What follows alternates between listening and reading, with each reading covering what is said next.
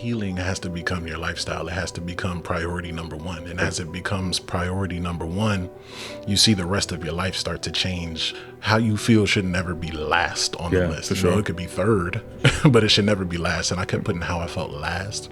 And it showed up in how I loved myself. I wasn't taking care of myself the way that I should. I wasn't loving myself the way that I should. And my relationships reflected that.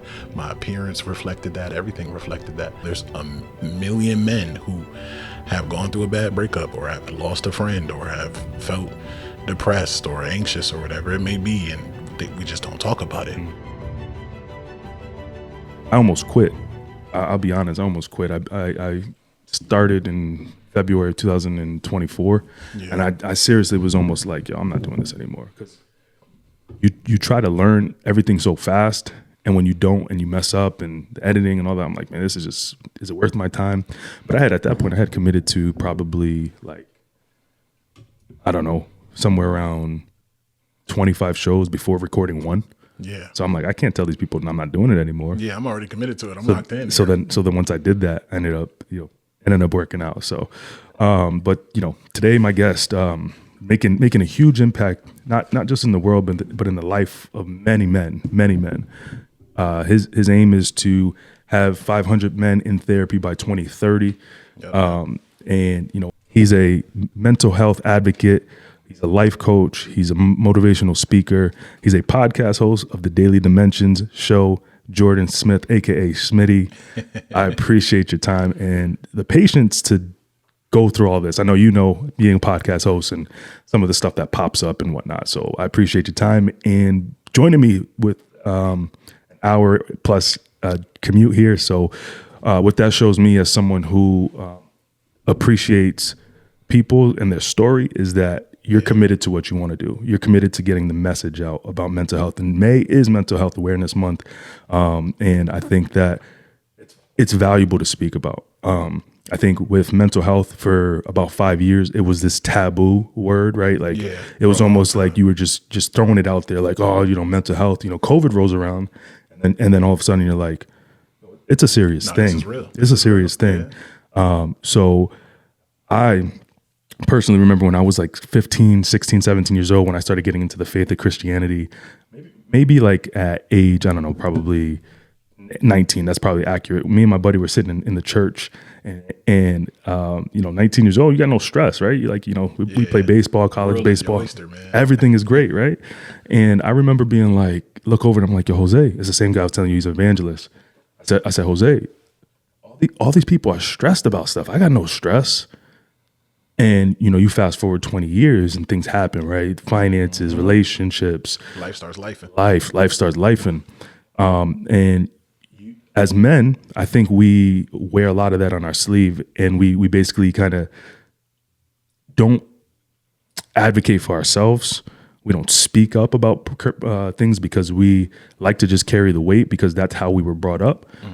So I think that, one, to have you on this show, because I wrote it down in a journal in January, I said, I'm going to reach out to Jordan Smith about coming on my show. Come on, man. And I swear I didn't expect it to happen this fast. You reached out to me. I think shout out to Troy, probably helped out with that connection, but I appreciate that. And so I'm just very appreciative to have you on, because there's a lot of topics that I want to talk through within the next hour or so, and really get to know you, because I think from the community you grow up in, I don't know Bridgeport, Connecticut as much as you do, obviously. I only know my short 8-month stint there, and it was, I would say, for someone who came from New London, who thought New London was the hood, things happen in New London per capita. Things definitely happen in New London. But going to Bridgeport is a completely different game, it's a different world. Especially where you were. Yes. That specific area. I remember one time it was probably in the middle of July 2014, and the cops come in to get some like stuff checked out on one of their phones, a couple cops, and I guess there was like a call to a block down the road. It was like a shooting. The cop just turned down his radio, man. I was like, this is crazy. He said, I got time. I gotta finish my T-Mobile transaction. Yo, I got it. I'm out. So I remember in that same like month, there was a dude, I'm very passionate. I move quick.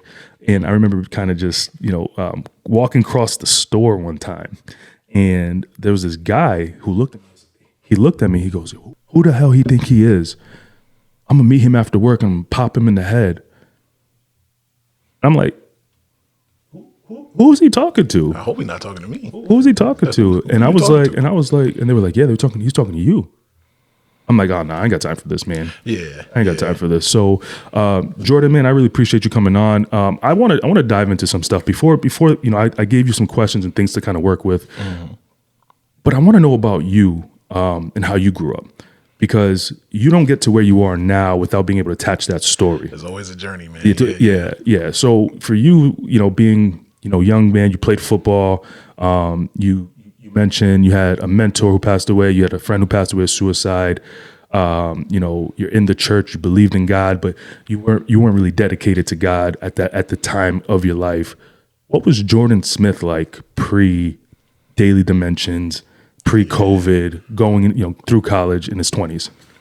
Man, Jordan in his 20s was a very different person. I think I thought I knew who I was, but I didn't know who I was.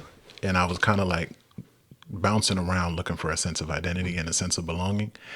And a lot of that comes through my college years, right? Like I was the kind of person, I entered into college and I was like, okay, this is a new chance at my education. I'm gonna get a 4.0. I'm gonna do this. I'm gonna do that. And like I stuck to that for like the first 4 weeks of college. And then slowly I'm like, okay, I'm clinging to the academic piece. None of my other peers are on that same kind of time. And I'm like, I started to feel a little isolated. So then I started to like lean towards what my peers would do and hang out with my peers. And as the closer I got to that and trying to find that community, is the less I paid attention to the academic side. Yeah. And to the point where academics wasn't the most important thing anymore. Just trying to build a community was, and just trying to like find a sense of belonging was. Yeah. And I didn't realize that at the time until I got older and I look back on it and I'm like, man, I was really just trying to find a sense of belonging in a new space, in a new environment. And in doing so, I kind of pushed aside what I really came here for. Right. I lost sight of the vision. Right. And college was a different me, man. I got into fights in school. I was drinking in college? Yeah. Where'd you go to college? I went to Western Connecticut. You went to Winnick? No, Western. Oh, Western Connecticut, up in Danbury, right? Danbury, yeah. Western Connecticut, man. And you played football there? Played football. I was partying, drinking, got into fights. I was stealing stuff. We used to load up full carts of groceries at Stop and Shop and just walk out with it, because it's like we needed food. Our meal plan was absolutely terrible. Anybody who was on that meal plan back then, the blue plan, if you know the blue plan, it was terrible. Like you got 75 meal swipes for a semester. So over the course of like 15, 16 weeks, you're only allowed to eat 75 times. That's crazy. Yeah. So even if you swiped it once a day, you're still going to run out before the 15, 16 weeks is up. So we were like, man, okay, we ain't got no food. So we're going to every free event on campus that's giving out free food or whatever it may be. And then it got to the point where it's like, yo, how we gonna get these groceries? Like, we're young, broke, don't really got jobs like that. I think minimum wage at the time was like $8. Yeah, $7-8 probably. You know what I'm saying? Yeah. So was a very different person. All things that I wouldn't do now, but all things that I don't really hold against myself, because I was young and misguided and trying to figure it out. What about before that? What were you like before that? Before that, man, I think I was the same way, trying to find a sense of community. Yeah. Still fighting and stuff and dealing with that kind of stuff. Yeah, I think me getting into fights started about 7th or 8th grade. And a lot of it was anger. I was about to say that anger. A lot of it was anger. And it wasn't necessarily even anger towards whoever I got into a fight with. A lot of it was centered around my dad. A lot of it was centered around what my relationship with my father was like, him not really being super involved in my life, me wanting to feel loved by my father, trying to find my way and my own identity and different things like that. And I started therapy around that time. That young? Yeah. Wow. So my first experience with therapy was around like between 8th grade and my freshman year of high school, because I'm going through all these. And then your hormones are changing in 8th grade. You pair that with everything I was experiencing with my father, and then now I'm entering into high school and everything looks different because all the friends I had were going to different schools, and now I'm entering into this new school by myself and I don't know everybody like that, and it just was like scary. It was, again, still trying to find community, still trying to find myself, still trying to find a relationship with my dad, and not really having the words to articulate it all, because who has it at 12 and 13 and 14? And then that carried through high school into college. Yeah. Of just trying to find my place and trying to find my way. Before we go into some of the deeper content, where are you at now with that with your dad? Like, Me and my dad are in a good spot now. Yeah. It took a lot of, it took me going to therapy again as an adult. how was he like going through that process? Was he making efforts, like little efforts and then pulling back? What was that like? My dad was the kind of person who, I think, and I said this to him in a conversation one day and he got real quiet and I was like, okay, yeah, that's the confirmation I needed. I said, Dad, sometimes I feel like because we have such a great mother that when we were growing up, you knew we were in a good space, so you never checked in on us. And because you never checked in on us, it felt like you never cared about us. Yeah. But in your mind, it was probably like, okay, they're good. I'm going to tend to my household because he went on to have other kids. So he's taking care of the kids in his house. Yeah. But then forgetting the kids over here. But it wasn't ever that like, okay, no, I don't love you, so I'm not coming over. It's I trust that you're good over there. Right. So it's an out of sight, out of mind thing. And he kind of just got quiet. And I'm like, okay, I get it, Dad. So you basically, how old were you when you had that talk with him? That was probably my teens. Yeah. Probably in my teens, Okay, late teens. so you had a more, and since then it's been pretty good, or has it still kind of been volatile? That from that conversation, it still got real volatile. Gotcha. And then it took me maybe like 3-4 years ago, going to therapy and learning to forgive my dad on my own end. Yeah. Because much of me was seeking that conversation with my dad for my dad to just say sorry. Yeah. Or for my dad to be like, you know what, you didn't deserve that. I'm Right. sorry. Right. I never got that from him. Do you think though, like at young ages, I'll piggyback on this in a second, but do you think at that young age you would be willing to accept it, that the sorry?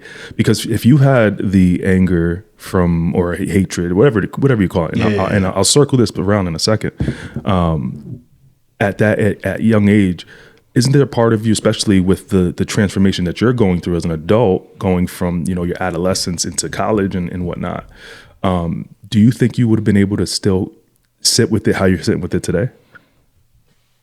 I think so. I don't know if I would have had all the language around it. Yeah, but yeah. I think the power of a sorry from a parent goes a long way. Yeah. Because I think a lot of parents, I don't have children for myself, but just speaking from what I've seen from parents and what my experience with parents were, Yeah.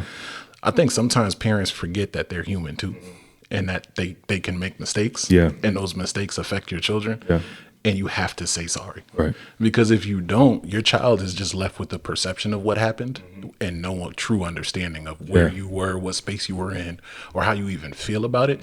They're just left with how you made them feel and what they think about how you made them feel. And then that ruminates over some years. And now they have this narrative that they've been living with that literally shapes their reality that a sorry could have changed. Yeah, interesting. That's interesting. So the reason why I ask, I grew up not knowing my father. I've never met him. Yeah, I've never met him. So having grown up in New London, I also kind of experienced that same, like, who's going to be my flock, like the people who you feel most comfortable with. Yeah. And you go through phases of life. So when I can vividly remember from like ages to like 8 and 10 being kind of bullied by the group of kids that I was around. And, my mom had boyfriends and dad and guys come in and out of the house and whatnot. And, I think from like 1999 to about 2013, that was like the most stable guy who during that time, he was in my life, but he wasn't still that dad. He was just a presence in there, gifts for birthdays, Christmas, stuff like that. But there was really no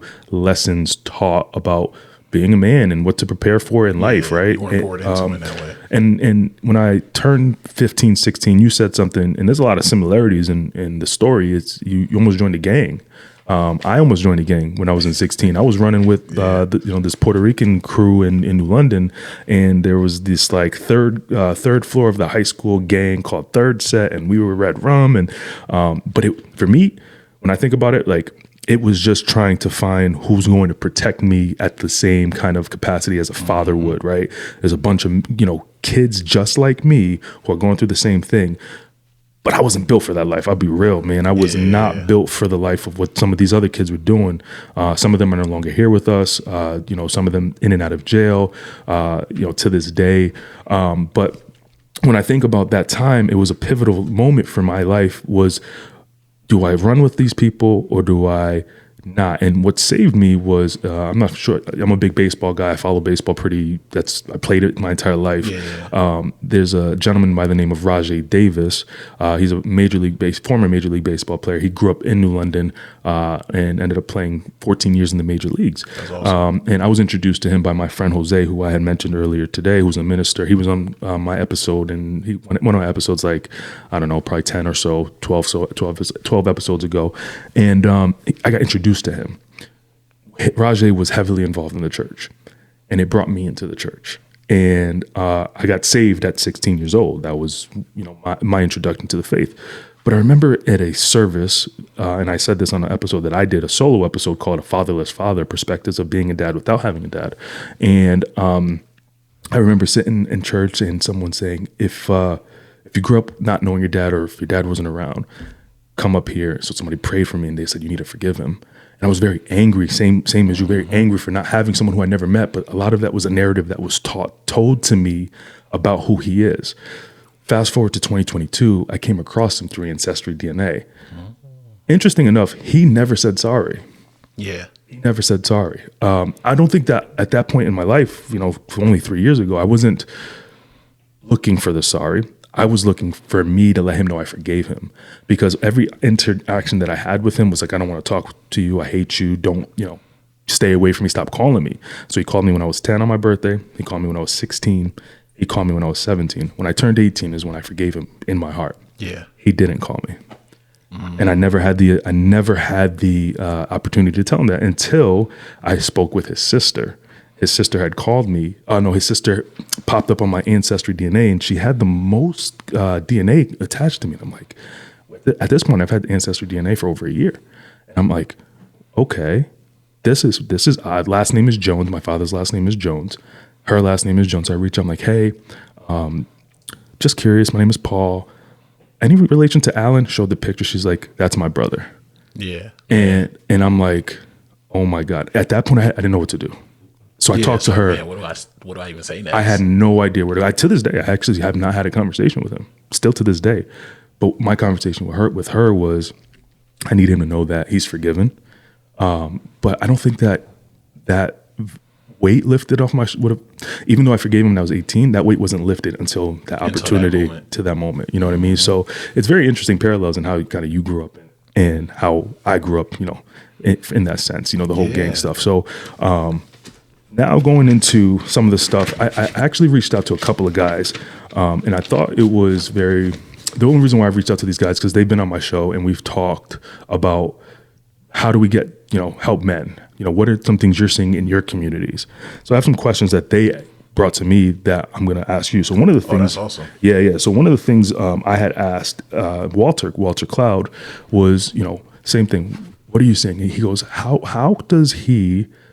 What does he find with men? How do you communicate with men, especially the men who's hard, who's tough, who's still vulnerable? Like, how do you penetrate them to be able to become vulnerable? And that was one, I think, the most thought-provoking questions, because I think we are hard. I think we try to, live like things don't bother us, but they do. So what have you done? What have you seen on being able to break through certain men? I think what's really helped me is trying not to sound too much like a therapist when I talk to people. I think sometimes because of my educational background or experience or whatever, sometimes I could talk to somebody and it could sound super clinical. Yeah. And then what I've learned with speaking with a lot of men is like, they don't want somebody that sounds super clinical. Yeah. They want somebody that sounds like their friend. Right. So I'll scale it back at times and we'll just have a conversation as friends, but whole time I'm weaving these therapeutic elements into it or asking certain questions. And then you find a way to like pick your spots. If you see something and you're like, hey, I might be able to like ask a certain question. Yeah. And sometimes it's all about asking the right questions. If you ask the right questions, you'll get anybody to open up. Do you have a go-to question that you ask? That's the right question, or at least a foundational question that you ask? No. I think it's a feeling out kind of thing. Yeah. Depending on what we're talking about or where the conversation is going. Sometimes people will say something and I'm like, there might be something behind that. That might be there's something behind that answer. And right. then I'll ask one of those probing questions, like not necessarily like, what do you mean by that, or how do you feel? I'll like phrase it in like a hypothetical situation. So like, okay, if you were in this situation, then what would you do with that? Or like, you said this, but like, do you ever still feel like that? Like asking the right questions, and then not making it sound super therapy, making it sound like, oh, it's just bros talking to each other. Yeah. And they open up so much more like that. Right. And that's been one of the biggest pieces for me, is trying to not come across like just another professional in their life. Because unfortunately, a lot of like young Black and brown men end up seeing a lot of different professionals in their life, whether it's in their schools or outside of school. And then when you come across just sounding like another professional, it's easy to get tuned out. Right. So when you come across relatable, that opens up men to be able to speak a lot more and be more open. So I want my audience who decides to tap into this episode to go to your first episode on the reason why you started Daily Dimension. So I'm not going to go through what I know about you on what you went through. I'll maybe high level it a little bit. So 2020, you decide that you're going to start this podcast. Everybody started podcasts during that time because everybody had to stay inside. Your motive was because you had gone through something significant in your life. Multiple things started compounding. The loss of a friend, the loss of your mentor, the breakup with your girlfriend. Again, guys, go to the episode. I'm not going to leak the whole thing. We'll drop the link in the bio. But I want to ask what your real emotions were going through this process of what you decided for you, and when you were able to connect the dots that other people need this as well. Yeah. There were a lot of emotions in it, and part of me, kind of like you said, when you were like, yo, I didn't want to continue, or I didn't want to like keep going. I toyed with the idea, and I'd spoken to people around me, and I'm like, yo, I want to do this. Like, I'm really thinking like, yo, I should start a podcast. And then somebody finally said to me, they were like, if you don't buy the stuff, you're never going to start. 100%. If you don't buy the stuff, you're never going to start. So my brother was working at Guitar Center at the time, and I went in there not knowing anything about sound or audio. Yeah. But he knew it. And I was like, hey, listen, what do I need? How does this work? Teach me how to use it, all of those different things. So he set me up with everything that I needed, taught me how to use it. Anytime I would be mid-episode and something would go wrong, and I'm like, hey, David, help me. How do I fix this? Because I don't know what's happening right now. Yeah. And that was the push. But even after I bought the equipment, like another 5 months went by. Oh, wow. Like another couple months went by before I actually started. But I was like, okay. A lot of that was fear, because I'm like, are people going to care what I have to say? 100%. But then also, too, I was like, man, do I have a name, and how do I do this, and do I sound good, and just being nervous, man. Yeah. My first episode, the way I sound versus the way I sound now is like crazy, night and day difference. I listened to it. And by the way, I've been following you for over a year now, because I've come across your stuff from Troy, who shared one of your podcasts. So I listened to that first episode. That was probably over 100 episodes ago now, right? Yeah. And then I listened to you now, and the ironically, though, what I think in the way you sound is almost you sound confident, but there's a little shake. It's not as bad as you think, but you can tell that this is your first episode, and then you get to where you are now. Even the dialogue we're having, you can tell you're more comfortable, and that's actually something that I'm working on a piece of content for people who who want to start a podcast, and it's very much the contrary ideas that you go on YouTube and find about starting a podcast. Have a business plan, know what you want to do for the name of the show and whatnot. And the big thing is that fear, that imposter syndrome.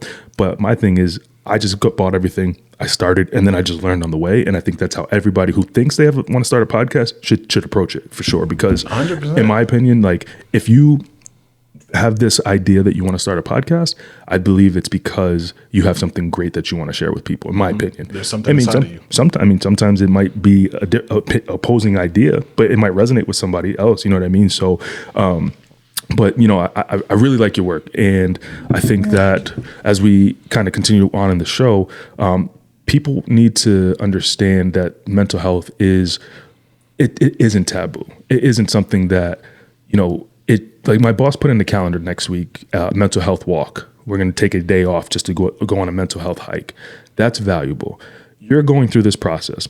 Therapy can't just do it for you in 2020. What are things that you took for yourself in place that that you had to make sure that you didn't miss to make sure that your mental health was on point? And when you had setbacks, how did you kind of bring yourself back to where you needed to be? I think therapy is an amazing starting point and it's a great foundation for a lot of people, along with faith. But if you don't take the things that you learn in therapy or the techniques that you learn in therapy and then exercise it the other 6 days out of the week, then it's not going to be effective. You can't, go through the entire day not exercising these techniques, not taking space for yourself, not prioritizing yourself, not valuing your mental health, and then think one day a week is going to fix it. It's something that has to become a lifestyle. Yeah. Right? Like healing has to become your lifestyle. It has to become priority number one. And as it becomes priority number one, you see the rest of your life start to change around this central idea of healing and self-improvement. And one of the big things for me was honoring the way that I feel. I used to feel a lot of big feelings and then just hide them inside, or like push them to the side to put someone else's feelings before mine, or to try to prioritize someone else's feelings before mine. And in that same vein, I was neglecting myself. Right. And you can't heal and neglect yourself at the same time. Right. You have to make the way you feel a little bit more of a priority. It's not going to be, obviously you have other priorities in life and some things are going to come before how you feel in the moment. That's just life. But how you feel should never be last on the list. It could be third, but it should never be last. And I kept putting how I felt last. And it showed up in how I loved myself. I wasn't taking care of myself the way that I should. I wasn't loving myself the way that I should. And my relationships reflected that. My appearance reflected that. Everything reflected that. Now it's a matter of, okay, I make sure that I take time for myself. I go on walks. If I got to listen to a podcast in the car and just vibe out and like just get my mind right, just to hear different conversations or different voices, because we mentioned earlier, it's hard to find people that think the same way you do. So sometimes listening to a podcast like yours or like others that, it's a calming voice and it's a voice that's different than what I'm surrounded with in the workplace or a day to day, just finding that space and setting boundaries is another huge thing. Yeah. I think for me, setting boundaries has done wonders for my mental health, because if you don't set boundaries, people will set them for you. And boundaries show people how to treat you. Right. And if you never set them, people will treat you however they want to. Right. And then you have to deal with how that affects you. But setting boundaries has now created a space for me where like I don't allow things into my life that don't fit into those boundaries, and boundaries protect you at the same time. So all of those things together have helped me to maintain this level of growth and then continue to step towards new levels of growth. Yeah. One of the things you said on your walk with, I don't remember his name, but you were in Rye, New York, which you did recently, right? Yeah. A couple weeks ago. My friend Angelo. Good. I watched the entire thing. It was very good content, very good dialogue. I think what I love the most about that episode is the pauses, the silence. As you guys are walking, and you kind of that hooks a viewer, because you want to be able to see what the next question is or what the conversation is going to be. One of the things that stood out to me is that you allow yourself to reset, and you wrestle with the idea of, all right, if I'm feeling burnt out from podcasting or from work, or the emotional I won't say baggage, but the emotional strain that comes from dealing with other people's emotions as well. You just turn your PlayStation on and you play video games, or whatever it is, Xbox, and you play video games. Yeah. And I think that's important, because I think, and you said it yourself, you go, I wrestle with the idea that I feel like sometimes I'm being lazy, and that it's just not productive time. But I believe it is productive time. I believe that for me, I actually do believe, because I wrestle with that same idea, like I should be editing a podcast right now, but I want to play MLB The Show, or I want to play Call of Duty, or I want to play this or that, or I should be reading a book because I want to, get my mind. But at the end of the day, when you're doing too much and you just want to wind down, it should be okay to do that, and you should be able to isolate fun, work, because that's part of the mental health part of it. And I was really impressed to hear you say that, because there's this stigma that video games is brain rot for the most part, and I don't think that's the case. No, it doesn't always have to be. I really don't think so. And it just was enlightening. I want to talk about your mentor and what he was like, because that was one of the things that you mentioned it a lot on your show. You mentioned it to you said his name was Angelo. You told him on that walk. What was he like? What do you remember most about him and how he taught you, treated you, and lessons that you learned from him? That's wow, I feel myself getting emotional already. That's a great question, and it's the first time I've ever been asked that question. Wow. Yeah, it's Wow. the first time I've ever been asked that question. But my mentor's name was Warren Gill, and I met him my earliest memory of him when I was 4, like 4.5. He was a pastor, and when I moved I used to live on the west side of Bridgeport, and then I moved to the north. My mom had bought a house. You know, it was me and my older brother at the time. And when she moved into the house, he came by and anointed the house and went through every room and prayed with us and all those things. And that's my first memory of him. Wow. Is him anointing the house that I live in and praying over it. Wow. And like, that's kind of like my first real introduction to faith in any kind of way that's my earliest memory of faith when I was like 4.5. And from there, he has always been a part of my life. Yeah. So I did attend his church for some years, and then eventually I went to a different church. He was the first person that really ever spoke the idea of social work to me. And I didn't understand it at the time, but he planted the idea in my head, and then over time, eventually it grew. Because I got to high school, and, you know, you're thinking about college and all these different things, and he planted this seed in my head when I was like 12, 13. And I'm thinking to myself, okay, what do I want to do? And all I knew is that I had this desire to help people. And then it clicked in my head, oh, social work is a way I can help people. And I'm like, man, he planted that seed in my head so many years ago, and now here it is growing. Wow. And then when I got to college, my senior year, because you have to do internships for the social work program, it sounds like that movie Friday when Craig got fired on his day off. I got fired from my internship on my day off. That's hilarious. And they never gave me an explanation why. It was never really a good fit at that internship, though. Yeah. You know, me and the person who was like my field coordinator, it was just not a good fit. Yeah. You know, I don't think she ever really liked me or understood me or was really tried to connect with me. And also, she didn't really give me meaningful work when I was there to feel like I was learning anything. And at the time, I had 2 jobs, the internship, I'm in school. So I would show up to this internship super tired. A student athlete, and she would see how tired I was and like almost take it as like I'm disinterested or I don't want to be here or whatever it may be. So long story short, it didn't work out, and I ended up having a meeting with the entire social work department because now they're looking at me like, hey, you know, you're not gonna graduate. What are you gonna do? We might just kick me out the program. All these different things. That's a whole different story, that social work program, because I could go for days in that direction. But I made a phone call to him, and he got me an internship working with him at, it was Action for Bridgeport Community Development, ABCD for short. It has a different name now.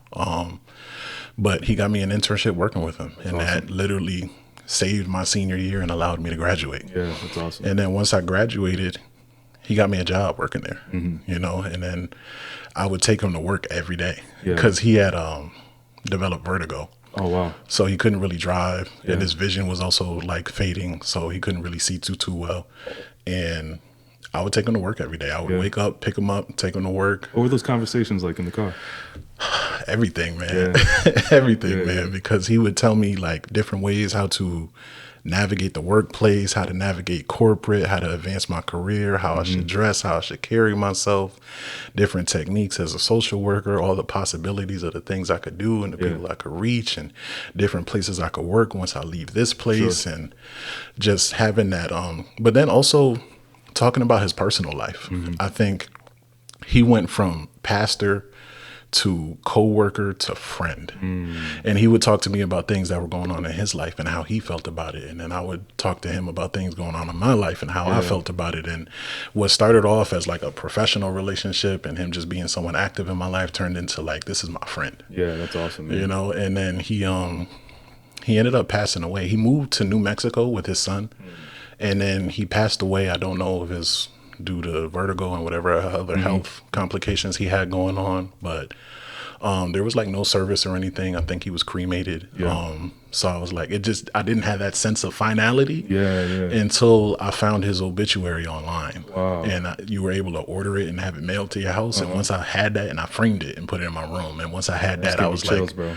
I felt like connected to him again. And I felt like, okay. And it has his picture on it and everything. And I'm like, this is good. Yeah, man, that gave me chills. I love that story. And it sounds like, I don't know much about him, but somebody, actually, a gentleman who I had on my podcast yesterday, which was not related to this kind of content, but, I closed out by asking him, what's like a mantra or something that you live by? And one of the things was that there's a prayer that they say in his church that he, always remember about the things from the people that came behind us, because they're the ones that laid it out for us in front of us. So it's always a mentality that he's always taken. And it sounds like there's a little bit of that with how you approach your life with what you've learned from him. Yeah. No, it's definitely a lot of that, man. I take little nuggets of wisdom from him all the time, and he pops up in my mind a lot. Like, I'm always thinking about him, and I have another friend named Carlos who passed away. And those two, I think about them often, man, because they left a real big impact on my life for sure. What was Carlos? Was he the one that you lost from suicide, or? No. Carlos was my coworker. I was doing overnight security, so talking about like 2019 when I was going through that bad breakup and all that stuff. So I was working overnight security at the time, and he was my partner. And he was an older gentleman. He was like maybe like 65. Older Puerto Rican gentleman, and he loved God, man. It was two things Carlos loved. He loved God and he loved his wife. And over time, we just became real good friends. Like, we only wanted to work with each other. We supported each other through them overnights. I would go to his house, and I met his wife, and we would have dinner together, and I would take him to church, and we would go to church together and all these different things. And he was like, when I had gone through that breakup and I came into work, I still had to go to work that same day. I found out maybe like an hour before I went into work. And I get in there, and he could just see it on me, man. And having that person who was there to like pray for me in that moment and like always have my best interest in mind. And he looked at me like a son, and I looked at him like a best friend, man. So I always say like he was one of my best friends. Yeah, I love that. And he ended up developing cancer. So he eventually lost his life to cancer, and I didn't know that it happened, right? I knew he was battling cancer, and then I would hear from him, and then all of a sudden I didn't. And some time had gone by, and I'm like, I haven't heard from Carlos. This is weird. And then I called him, and it's ringing, goes to voicemail. And then it's like, okay, leave a voicemail, don't get a call back. Ringing. Now it's saying voicemail box is full. Wow. And I'm like, Carlos's voicemail box is never full. Like, he will call you back in 2 seconds. You know what I'm saying? So my mother was able to, like, because she's a nurse and can look in people's charts and stuff like that. And she found his, and it said that he was deceased. And I was like, man. So like, that was a tough way to find out. And when I found out, it had been 3 months since it happened. So I'm like, jeez. Oh, so that was a tough one, man. So a lot of different things happened in my life, and grief has been one of the hardest things for me to navigate. But it's thankfully I'm in a better space now, and therapy has been a huge part of that. And having all these experiences make me appreciate life so much more. Right. One of the things you said and we're gonna transition here in a bit, but and I think this is important. You were on, I don't know her name, but it seems like it's somebody from your local area, the girl that you just did that podcast episode with. Yeah, Jasmine. And you guys had talked about how people will blame God for things happening like that. I was in a mindset when I lost one of my best friends in 2011 that how could God allow this to happen? Your favorite scripture is 29:11, Jeremiah 29:11. For God, it's the plans for your life, plans not to prosper you. I don't know if it's your favorite, but you put it down on the paper. Plans not to harm you. And I remember saying that vividly to one of my best friends, Dom. Dom, how could Orlando die? He's so young, 21, died in a car accident. God said this. He has plans for it. And you callous that over years and years and years and years, and you don't allow it to heal. And I would argue all the time with people that God wouldn't allow these things to happen. That's not God's job. I don't think God's job is to say, hey, what are, I can't control those kind of things. I can, but then that wouldn't make me God. Exactly. That wouldn't make me God. So, the more as I get older, as I see things, I always think about, that's the, knock on wood, that's the one thing that happened where I lost someone very close. It's been 15 years, 16, God, 2011 is a long time ago. 17 years. I think math's all wrong, but I kind of live with this mindset of not pre-grieving something happening, but almost if something happens, I feel like I'd be okay, but I don't know. But kind of almost like conditioning yourself, like, okay, if something bad happens, it's going to happen. I can't control it. Yeah. I'm going to accept if something bad happens. Obviously, that's a friend. I don't know how it would be with family, my children, my wife, my mom, my sister, my niece, my nephew. I don't know what that would feel like, but I try to condition myself to think like, hey, I think I can navigate the grieving side from an emotional standpoint, but we'll see. You never know till you're in it. Yeah, you never know till you're in it, man. But we're gonna talk the mental health cookout that you have coming up here in a little bit. But one thing I wanted to ask you is, what do you find is the most impactful things that you see when you help men, and then maybe something that you thought would be impactful and it's not? That's also a good question. I think some of the most impactful things I see is the joy on people's faces, and seeing people let their guard down, and I think the cookout has done that. A lot of my speaking engagements have done that, but most specifically the cookout.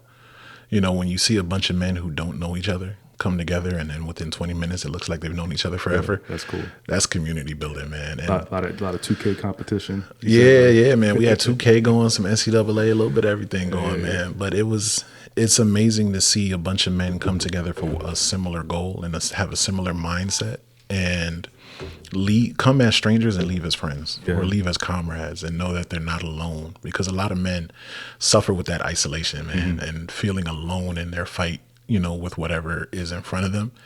And this goes a long way to show them that you're not alone, or at the very least, you're not the only one who faces the things you face. Right. Because a lot of times I know for myself, for sure, I can get in my head and feel like I'm the only one going through this right now. But there's millions of other people who feel just like you and need that same support. And this cookout is a beautiful way to bring all that together. Yeah. And again, do it in a way that doesn't feel super therapy. Right. It's literally at the core of it. It's a cookout. Right. It's just got mental health elements to it, and that has been so instrumental to a lot of the work that I do, and has allowed me to really impact a lot of men. Yeah, I love that, man. So you have the cookout coming up July 19th. It's in West Haven. You want to talk a little bit about that, how that started? Yeah. And what, your vision is. I know we talked a little bit about what your goal is by 2030, but what your vision is for the cookout, and what do you hope to see? Yeah, the cookout started as the solution, to a problem. I was struggling, like, with all of my content to really reach men. Like, a lot of my listeners and supporters and followers were all women, and I was like, women really get this mental health stuff, but I want to reach men. I want to reach people who have gone through what I've gone through, because I know there's a million men who have gone through a bad breakup, or have lost a friend, or have felt depressed or anxious or whatever it may be, and we just don't talk about it. So I'm like, okay, how can I reach these men? I'm like, the podcast ain't necessarily doing it. The clips online aren't necessarily doing it. Let's just throw a cookout. Yeah. I'm like, let's throw an event. Let's get people together. And it started off with 20 people in my backyard. And these are 20 of your friends, or just 20 random people still? 20 of my friends. Yeah, okay. Right? It's friends and family members. Sure. And I was excited with that turnout.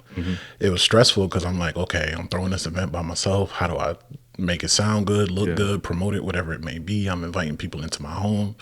And it started with 20 people in my backyard, and I knew every single one of them. Wow. Fast forward to last year, it was our second cookout. It was 50 people in my backyard. Yo, it's getting crowded back here. And I'm like, yeah, this is a lot of people back here. But the beautiful thing about it is most of them I did not know. Yeah. And people came from New York, Rhode Island, Massachusetts. And to see that people were coming from that far just to be in my backyard, just to feel like they have a sense of That's community. a reach, bro. That's a reach. That's important. Yeah, that's and amazing. it shows the need, because if you feel like you got to come to my backyard in Bridgeport, Connecticut to find that community, means there's a lack of it everywhere else.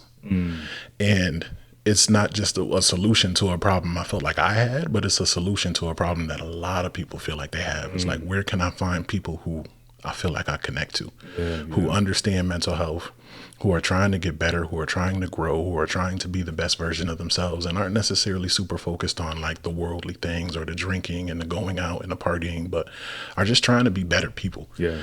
You know, and people who I don't feel like I have to put up a front in front of, people I can just like take a deep breath and like, this is me. And that community is being built through this cookout. So now this year, we can't do it in my backyard no more. Can't do it. Can't do it no more. That's too many people. So we're doing it at West Haven. It's 129 Bull Hill Lane. It's at my church, Gateway Christian Fellowship.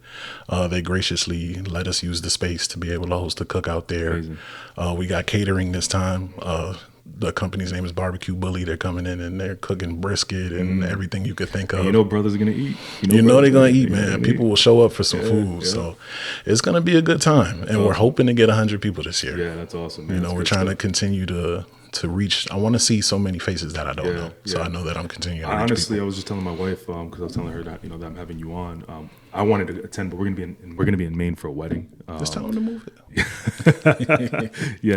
Listen, we don't want no bridezillas over here, man. Nah, no. But I'm actually advocating some men in my circle and pitching it to them, like I said, with Walter Cloud and whatnot. I'm actually, as soon as I leave here with you, I got to go to work, and I'm going to chop it up with him about this discussion and trying to see if we can get a bunch of people to. Is there a cap or anything like that, or no? Like if you get, we're just capping out at 100, but I mean, there's room to probably push it to like 125. Yeah. Okay. So I'll let him know. I think he has like 20 to 30 men that are in his group. But I think it's important, and congratulations on everything that you're able to build and the resilience that you're able to push through, because it's not easy, man. It's not easy. It's not. And I will say that one thing that this podcast has allowed me to do is be able to unpack the emotional aspect of who I am. I've always been a creative. I've always been someone, especially as a young man, who liked building computers from the ground up, and back in MySpace, all that stuff. Man. That stuff. The original coders. The original coders. You know what I mean? That was a creative side for me that I basically put under the rug for the sake of baseball, drinking, women, the whole nine. And you just don't know, right? You just flock to your peers, and you do what seems right and comfortable at the time, and you get older and you look back, and it's not a regret, but it's a reflection of who you were and who you wanted to be has always been there. That's still it's never not existent. And this has uncovered that for me, having these conversations with people, being able to build my show, being able to push myself through certain episodes and certain editing and whatever the case might be. So for what you are going through, man, congratulations for that success and whatnot. We got about 10 minutes left. You mentioned something in I think it was like the closeout of my intake form that I had you fill out, is that you're in the season of breakthrough. You're going through this process right now. You were baptized a year ago, but you've had that faith in you, and you were introduced to God early in your life. What does season of breakthrough mean for you? Yeah, I think this is the season in my life where everything that I've been working towards steps into like another level. I think the podcast was amazing. I think speaking has been amazing. I think the cookout has been amazing. And I think this season of my life is where all of those things evolve into the next form of what they could be, especially the cookout. I think the biggest goal I have for the cookout is for it to be something to the level of like a festival almost, something where there's performances and there's different stages doing different things, or maybe it's a multi-day event, something that people travel to. And at first I wanted to take it on the road and tour it. Now I really just wanted to be a destination thing. Kind of like how J. Cole has Dreamville Festival, right? And it's one location, and you're gonna come to that location for this event. I want the mental health cookout to be a one location thing here in Connecticut. That's dope. And it helps to boost Connecticut too, because a lot of people outside of Connecticut are like, what's in Connecticut. Just two highways. Joe Rogan says it just on his podcast years ago. Connecticut is just the main highway between Massachusetts and New York. That's how it be feeling. It does feel like that. But there's so much in between. There's so much in between. So much in between. A lot of nice pockets for sure too. Definitely, man. So I want this to be a big destination thing where everybody can come and enjoy themselves and find that space for healing. Yeah. Jordan, where can people find you? People can find me on Instagram at Jordan Speaking. And if you find me on at Jordan Speaking on Instagram, you'll find my other platforms, the Daily Dimensions podcast, and you'll also find the Mental Health Cookout. Those are my two other pages. You can also find me on my website, www.jordanspeaking.com, and we can take it from there. Yeah, awesome. And I feel like we could have went so far deep into other things on here. We'll probably have to. I feel like we should pick up pieces maybe a couple times down the road. Yeah, I think there's a lot that I also, I wrestle with. Right, should I be drinking? I've said it a bunch of times on my show. I have a few beers. I don't like drink crazy, but I like drinking a beer, or two. Should I be getting up, making sure I'm disciplined to get up early and work out, or with my diet being disciplined on certain things? And I'm not the only way that feels this way. No. And I think that men in general need to be able to share this with each other, because like you said, the women might be able to resonate, but for some reason men need to resonate with men. And feel supported by men. And feel supported by men, because you can the only person that can feel the weight on my shoulders is another man, because he's going through the same thing, because he's putting those weight on his shoulders. So this is the Open Exchange with Smitty from the Daily Dimensions, aka Jordan Smith. I appreciate your time. Be sure to like, subscribe, and follow both of our channels, Open Exchange and Daily Dimensions. He puts out a lot of good content. He's been doing it for about 5 years, and I'm very thankful and appreciative to have your show, and I'm very proud of your work, man. I really am, man. Hey, I'm proud of you too, man. Thank you for having me, and everything you do is amazing. It's impactful, and you're reaching the right people, man. I appreciate it, bro. Thanks. Yeah, man.